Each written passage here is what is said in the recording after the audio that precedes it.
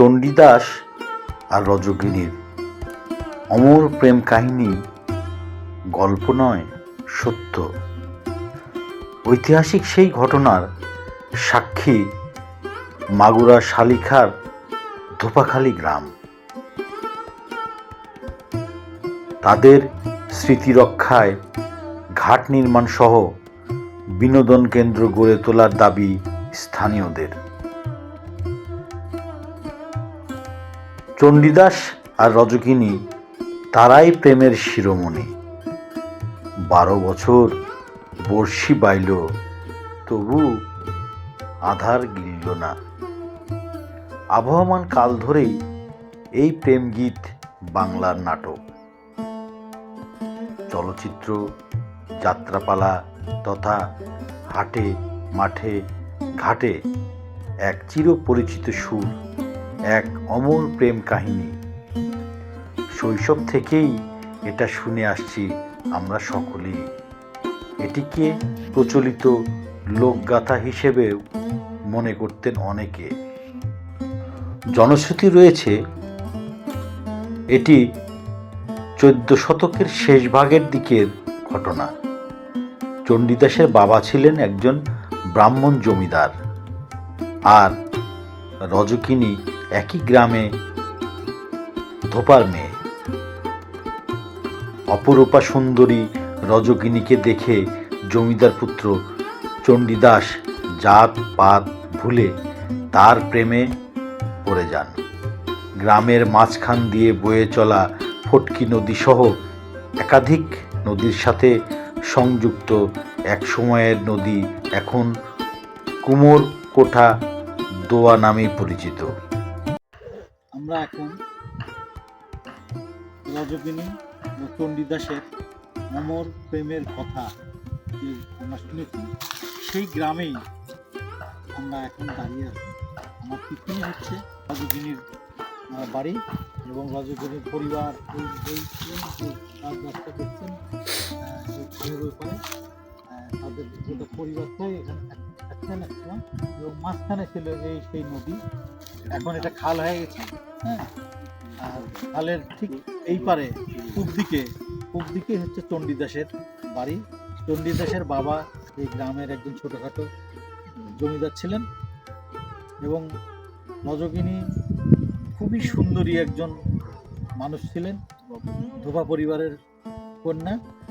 তাকে দেখে চণ্ডীদাসের খুবই ভালো লাগে, এবং চণ্ডীদাস তার সাথে কথা বলার জন্য এইখানে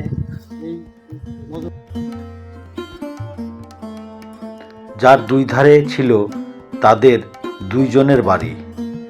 ধোপাকন্যা অপরূপ সুন্দরী রজকিনী ওপারের ঘাটে কাপড় ধুতে আসলে জমিদার পুত্র চণ্ডীদাস প্রতিদিন মাছ ধরার ছলে বড়শি নিয়ে এপারে বসে থাকতেন তাকে দেখতে। এভাবেই দিন মাস পেরিয়ে বছর চলতে চলতে 12 বছর কেটে যায় নীরবে। এমনকি বড়শি ছাড়াই শুধু ছিপ ফেলেই মাছ শিকারের ভান করে নীরবে ঘাটে বসে থাকেন চণ্ডীদাস। অবশেষে তখন থেকেই শুরু হয় তাদের কথোপকথন। কিন্তু তৎকালীন হিন্দু ব্রাহ্মণ সমাজ তাদের এই অসম প্রেম কোনোভাবেই মেনে নেয় না।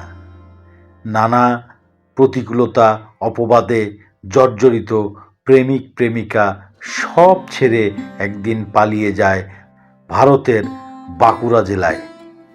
সেখান থেকে পরে বৃন্দাবনে চলে যান তারা।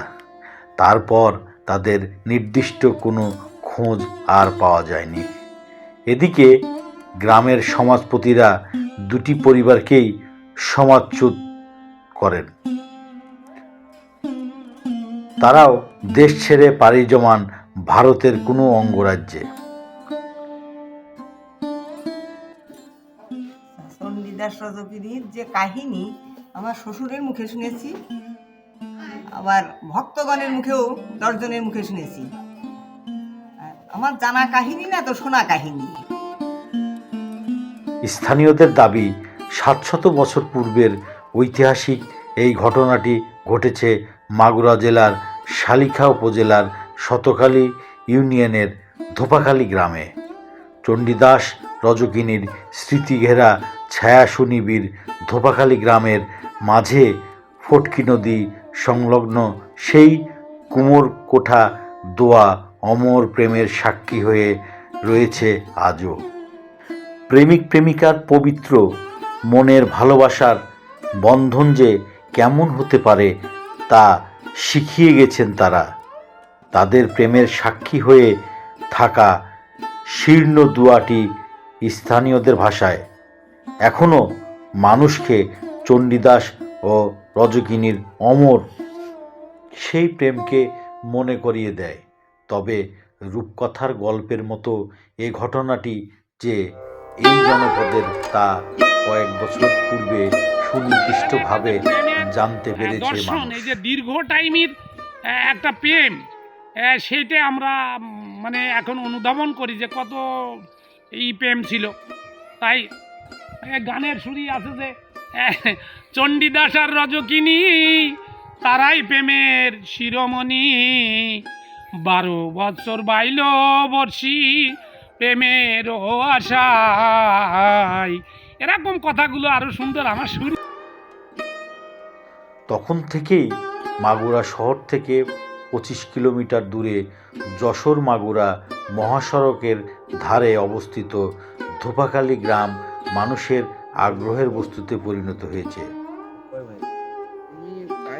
বর্তমানে দূর দূরান্ত হতে মানুষ ধোপাখালীতে আসেন চণ্ডীদাস ও রজকিনীর প্রীতিময় অমর সে প্রেমের স্মৃতি রোমন্থন করতে।